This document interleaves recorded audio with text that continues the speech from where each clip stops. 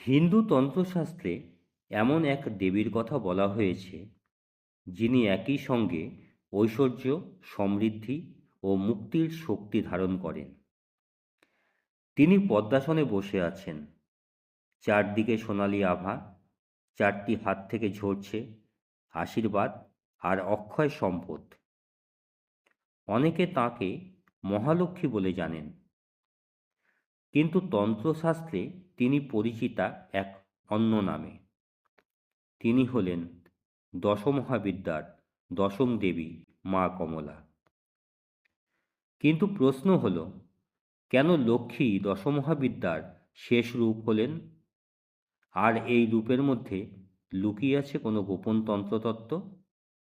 আজকের ভিডিওতে আমরা জানব দশমহাবিদ্যার শেষ বিদ্যা মা কমলার রহস্য, শক্তি ও তার আধ্যাত্মিক তাৎপর্য।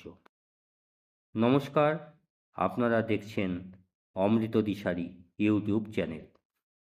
দশমহাবিদ্যার শেষ দেবী হলেন মা কমলা। তন্ত্রশাস্ত্র অনুসারে তিনি হলেন শ্রী মহালক্ষ্মীর তান্ত্রিক রূপ। কমল শব্দের অর্থ হল পদ্ম।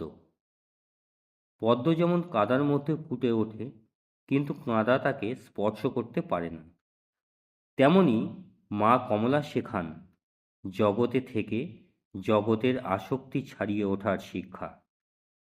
তাই মা কমলা শুধু ধন সম্পদের দেবী নন, তিনি আত্মিক সমৃদ্ধিরও দেবী। তন্ত্রগ্রন্থে মা কমলার বর্ণনা অত্যন্ত মনোমুগ্ধকর। তিনি বসে আছেন একটি পূর্ণ প্রস্ফুটিত পদ্মফুলের উপর। তার চারটি হাত, এক হাতে পদ্মফুল, এক হাতে বড় মুদ্রা, এক হাতে অভয় মুদ্রা, আরেক হাত থেকে ঝরে পড়ছে স্বর্ণ মুদ্রা। তার চারপাশে থাকে চারটি গজরাজ বা হাতি, যারা অমৃত জল ঢেলে তাকে অভিষেক করছে। এই দৃশ্যটি বোঝায় বিশ্ব ব্রহ্মাণ্ডের ঐশ্বর্য ও শক্তি তার মধ্যে নিহিত। দশমহাবিদ্যার ক্রমে প্রথমে আছেন মা কালী, তারা, ধূমাবতী, ছিন্নমস্তা, বগলামুখী, যারা ভয়ঙ্করী বা উগ্র শক্তির প্রতীক। কিন্তু শেষ রূপে এসে শক্তি হয়ে ওঠেন শান্ত ও কল্যাণময়ী। এই কারণেই দশমহাবিদ্যার শেষ দেবী হলেন মা কমলা। এ যেন তন্ত্রের এক গভীর শিক্ষা। ভয়, সংগ্রাম ও ত্যাগের পথ পেরিয়ে শেষ পর্যন্ত আসে শান্তি ও সমৃদ্ধি। তন্ত্রমতে মা কমলা শুধু ধন সম্পদের দেবী নন, তিনি হলেন শ্রী বা ঐশ্বর্যের শক্তি, প্রকৃতির সৃষ্টি শক্তি এবং আধ্যাত্মিক পূর্ণতার প্রতীক।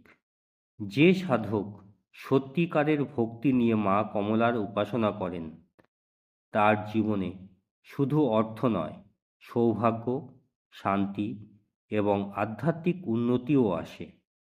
তাই তান্ত্রিকরা বলেন, মা কমলার কৃপা পেলে জীবনে অভাব হয় না। মা কমলার রূপ আমাদের একটি গভীর শিক্ষা দেয়। তিনি পদ্মে বসে আছেন, অর্থাৎ জগতে থেকেও জগতের বন্ধনে আবদ্ধ নন। এ যেন জীবনের এক মহান সত্য। সম্পদ থাকা খারাপ নয়, কিন্তু সম্পদের প্রতি আসক্তি হওয়াই প্রকৃত বন্ধন।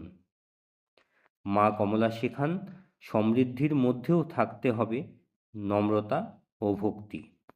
দশমহাবিদ্যার 10টি রূপের মধ্যে মা কমলা যেন সেই শেষ আলো, যেখানে ভয় শেষ হয়, অভাব দূর হয় আর জীবনে আসে শান্তি ও সমৃদ্ধি।